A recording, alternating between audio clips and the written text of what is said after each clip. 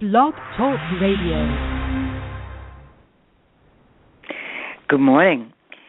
This is your host, Llorraine Neithardt. You have reached Venus Unplugged.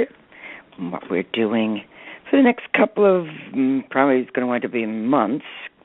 I always think something's going to be a week or two, but there's always so much interesting information about Venus as the archetype, as the principle of love, as psyche. And last couple of weeks, actually last week was about mystery. And so what I was attempting with that particular discussion was another way to approach soul-making, or our issues, as they're commonly called. Instead of beating yourself silly to come up with an answer, be able to sit with it as a mystery and let Psyche cook up the answer for you.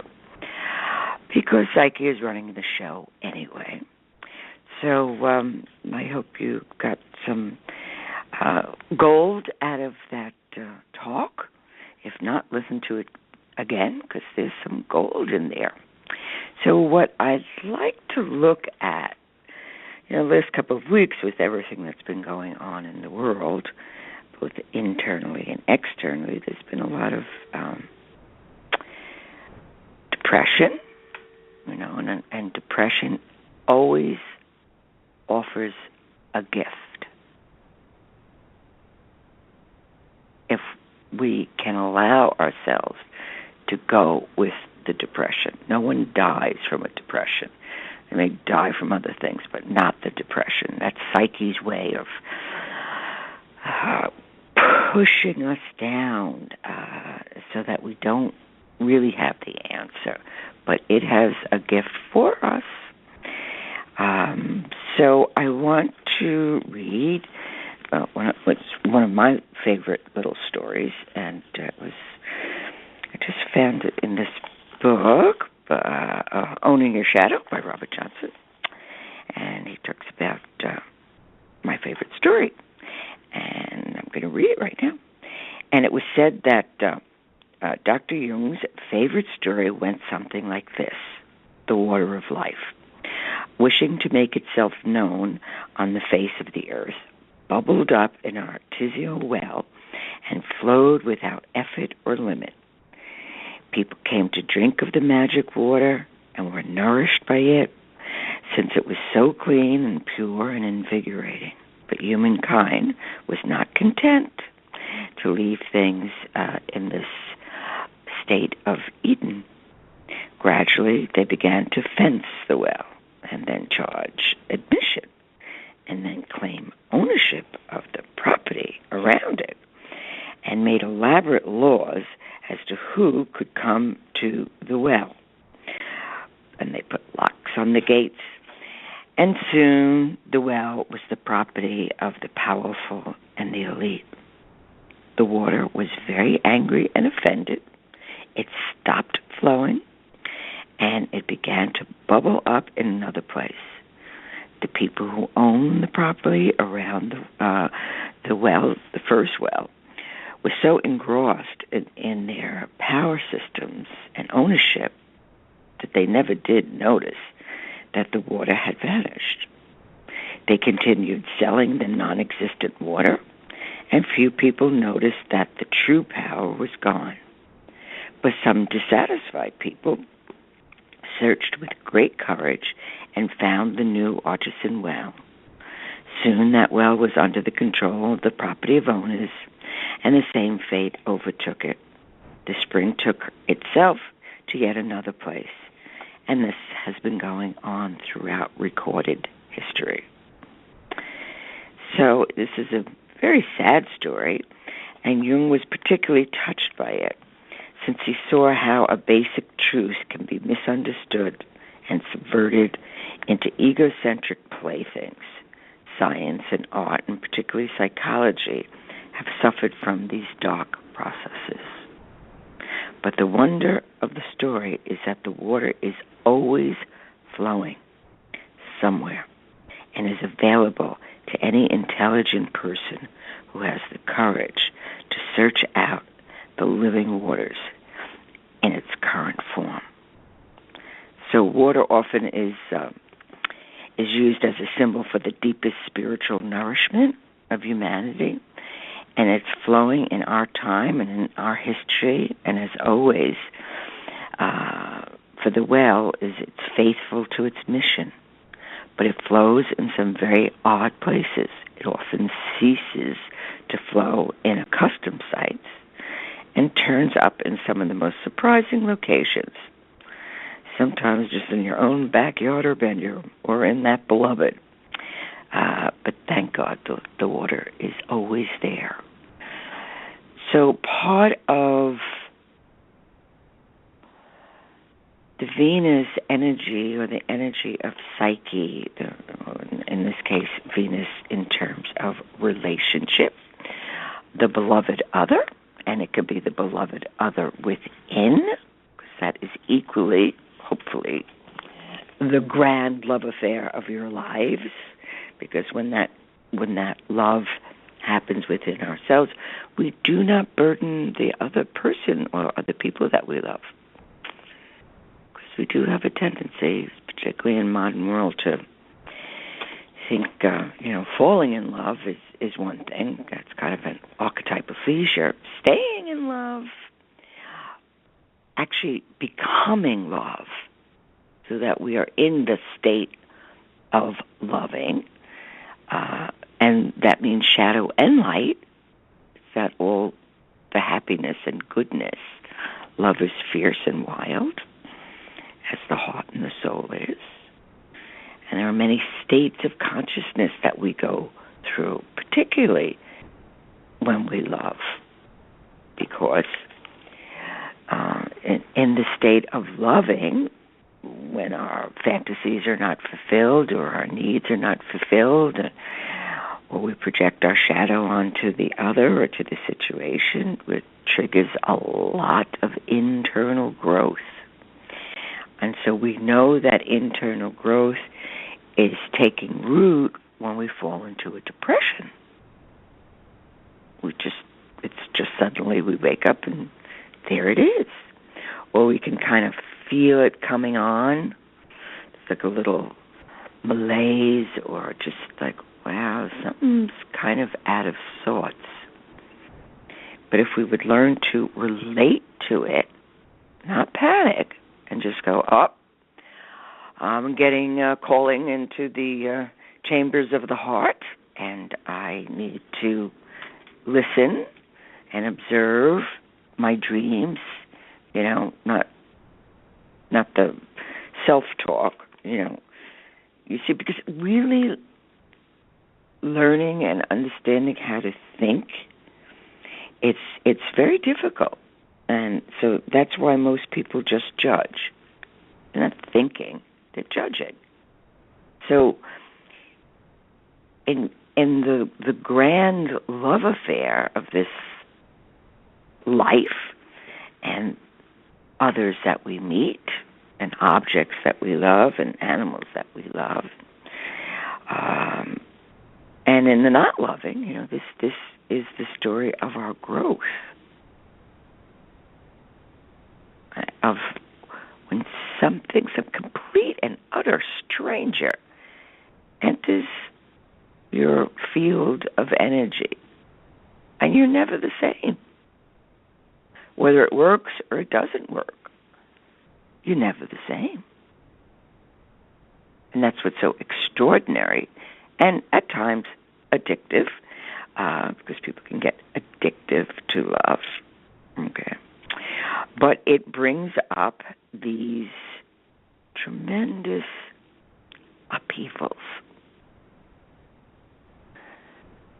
And what's been going on in the world certainly would provoke depression, because we have to go down deep into the soul. The soul is not sweetness and light. The soul is deep and wild, and it's the experience that it wants to have. We are in soul. in a sense, we have a soul, but we are really in-souled. We are inside of it. And it feels like it's inside of us. So these are great mysteries, once again, that word mystery, that we don't have a conscious answer for, so we need to sit with it till the little waters of life bubble up inside of us, because these waters of life can certainly bubble up on the earth, but it also bubbles up inside of us. These healing waters, or sometimes they're storm waters, where, we're kind of floating on the dark night of the soul, being thrown from pillar to post, as our soul struggles to be made conscious, because that's what soul making is about. It's a lifetime experience. It's a lifetime of discovery. And so when you're, in whatever way you're, I'm particularly attached to alchemy and Jung, and certainly, being born clairvoyant, so I was always aware of unseen or what appeared to be invisible, but of course they're not invisible, they're there, signs or voices, or sometimes scents. The soul can come in a scent and tell me really what's good, because that's basically what happens in a session with me. Is I'm working with, what does your soul really want? We know what your personality wants, but what's the conflict? When we're in conflict, it's usually where we're in conflict between the personality or the ego and the soul. And what does it want? So, one of the things is to ask, what is the task that your soul is asking of you? And very often, how do we get a hint at that one? Is we look at, what are we avoiding? If we've promised ourselves, let's say, a creative endeavor, we're going to write or paint or dance or sing or something creative, and we just never get around to it. Well, guess what today is about? Today is about being in relationship with that. Today is about keeping your promise to yourself, which is just as authentic and powerful as a promise to someone else. Your word is your bond. So if you want to be authentic, keep your word. And keep your word to yourself, and keep your word to others. Unless, of course, you've been manipulated or tricked and you realize that, then you need to say, I am going to break that. It needs to be spoken in some way.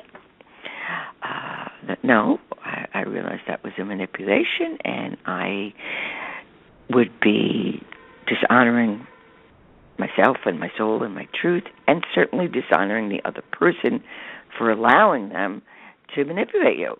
Because that's that buildup of the K factor, karma, cause and effect. Not necessarily punishment, just cause and effect. So what we also want to look at is, kind of re-imaging and start to look at, I am not what happened to me. I am what I choose to become. I am not my roles. I am my journey. I am not my limited experience. I am the creative power of my own potential. You are the creative power of your own potential. So in this cooking class of the alchemy of love and the mysteries of what takes place, that is one of the greatest mysteries, is this creative power. you experience your own potential. And then often you take that potential and you hang it on another or ask them to wear your suit of armor, and you never get to it. So you need to be careful in the loving, because very often the person that we originally fell in love with kind of gets sucked up into the relationship or the union or just the business of everyday life, and we forget. Wait a second, that was what I fell in love with in myself and in the other. So where is that? What happened? Don't lose sight of that. Keep a little notebook on what we're learning. You see, so we can learn knowledge, but we cannot learn wisdom. And wisdom arises through the assimilation of suffering. And heaven knows, in loving, there is lots of suffering, particularly when they won't be who you want them to be or respond in the way that you think it should be responded to. There's a lot of the opposite of love is not hatred. The opposite of love is power. So through the suffering, and the suffering comes because we are making something conscious about ourselves that we didn't know or about the other, but it enlarges the personality, and it brings more of an amplification of the soul. The soul isn't good. It doesn't care about good or bad. It doesn't judge that way. The unified principle. So when we're moving towards the enlargement of the soul, we then embrace the polarities of life, which we call wisdom.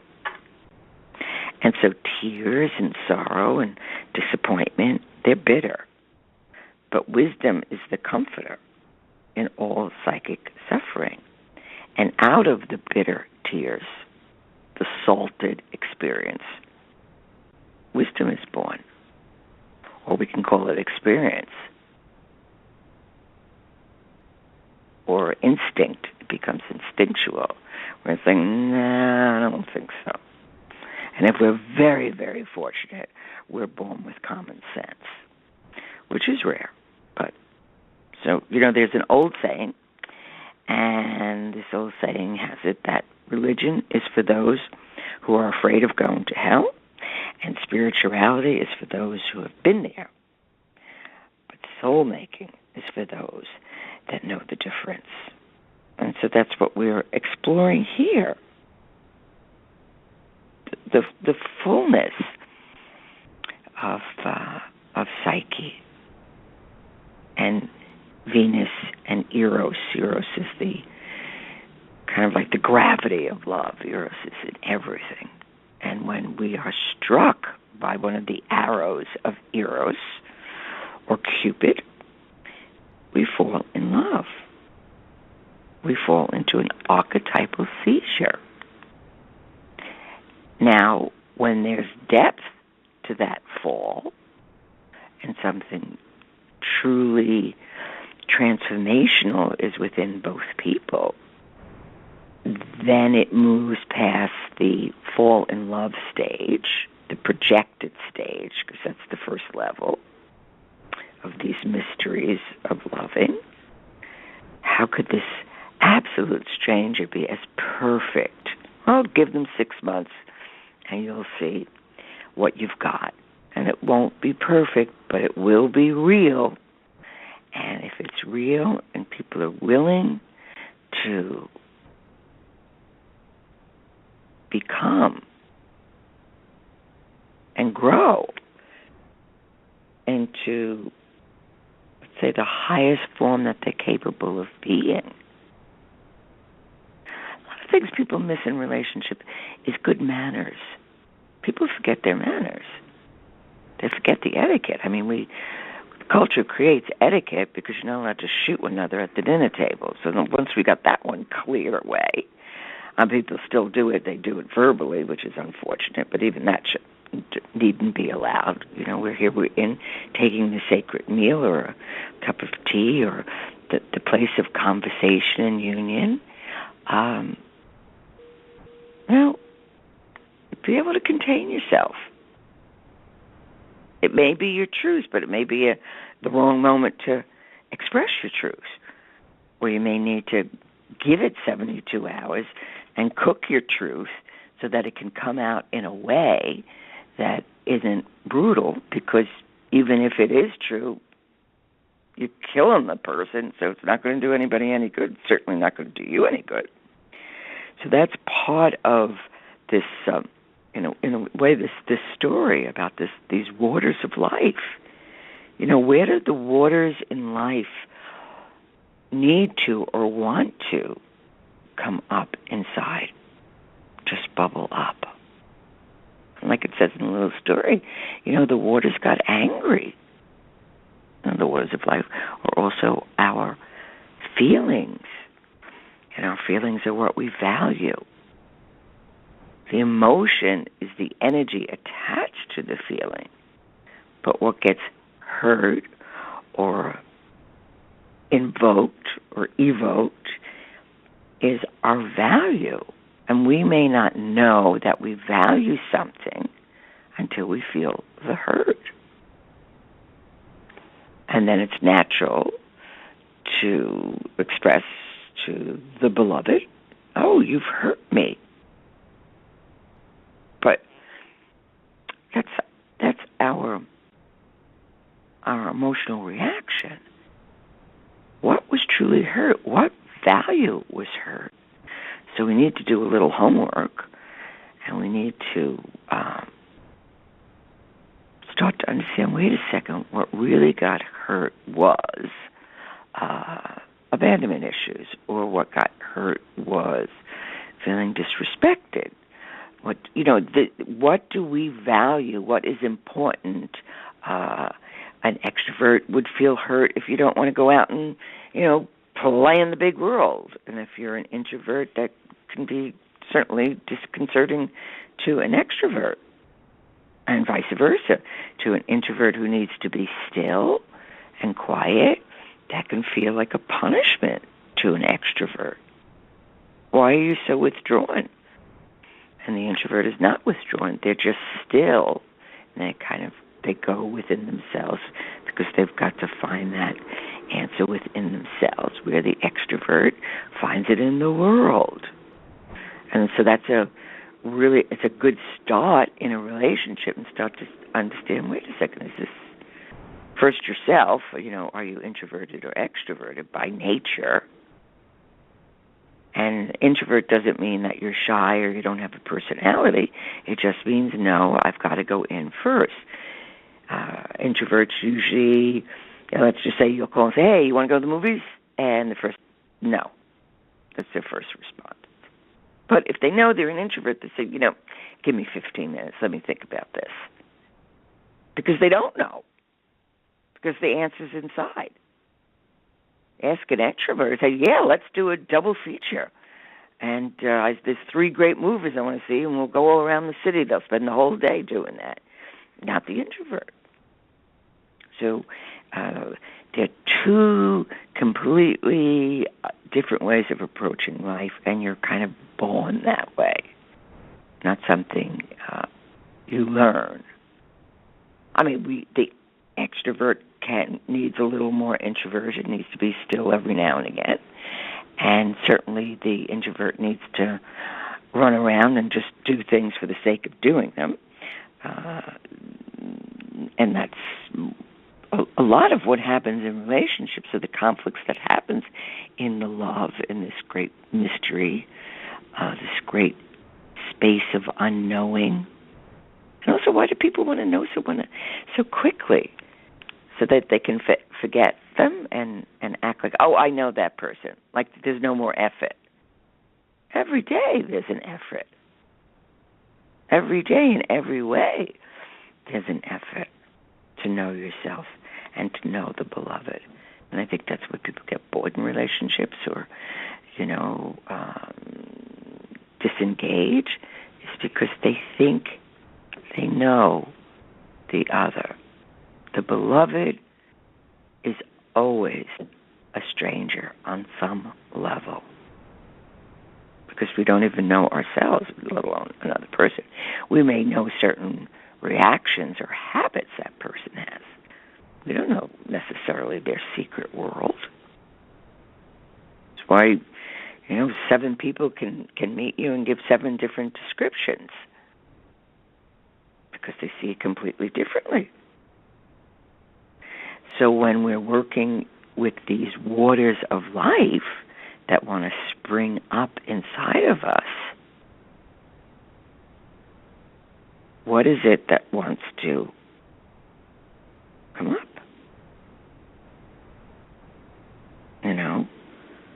Where is there denial or avoidance? Or where are we stuck in the past?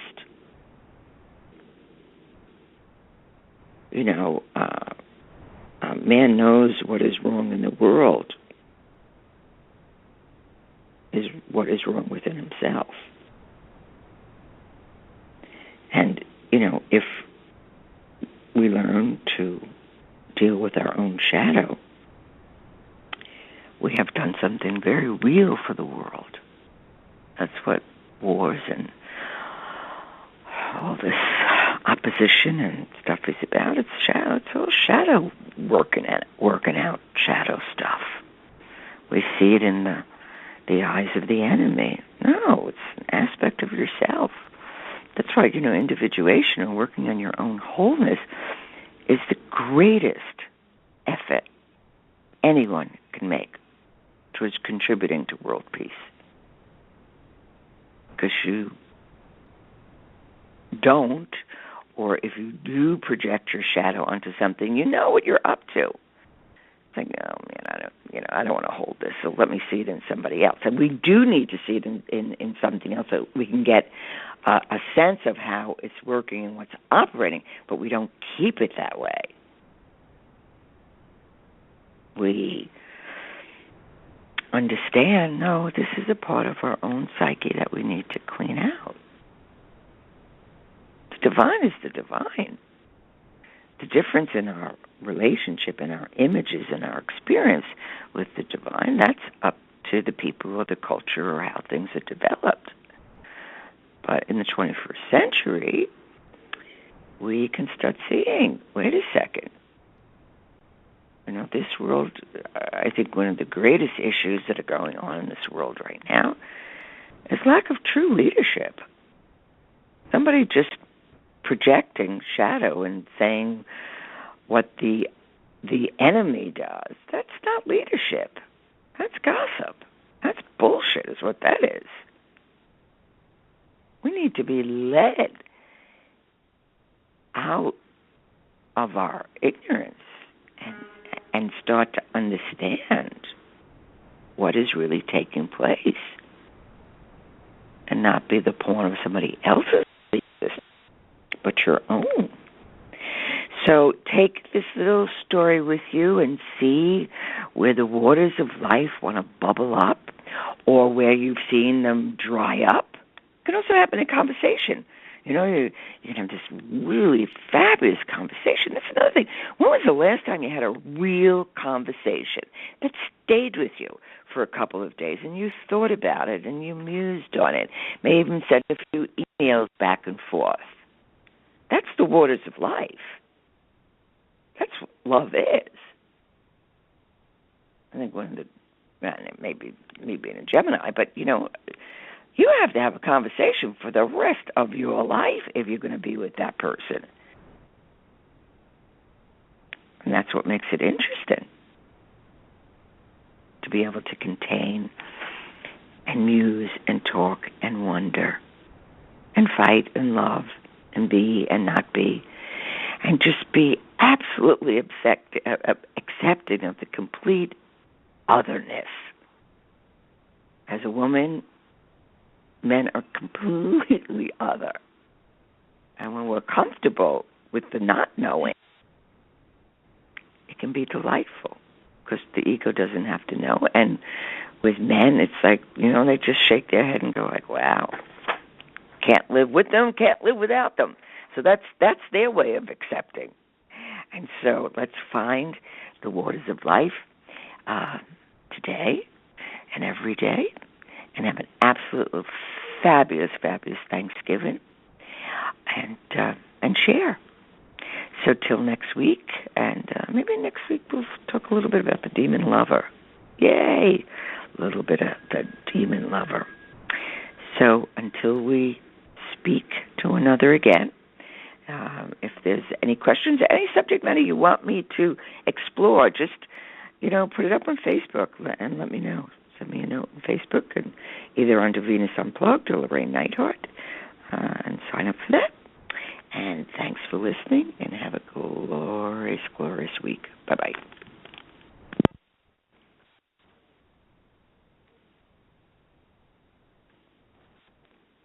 Big Mo Cason here. The new Smokehouse Pizza from Little Caesars is certified smokified. 8-hour smoked brisket, certified beefified. 10-hour smoked pulled pork, certified hogified. Applewood smoked bacon, certified baconfied. And the Smokehouse seasoned crust and tangy barbecue sauce, certified smokified. And what's better than 3 smoked meats on one pizza? This certifiable price. The new Smokehouse Pizza from Little Caesars is only $9. Pizza, pizza. At participating locations plus tax. Participating locations plus tax. Participating locations plus tax. Participating locations plus tax.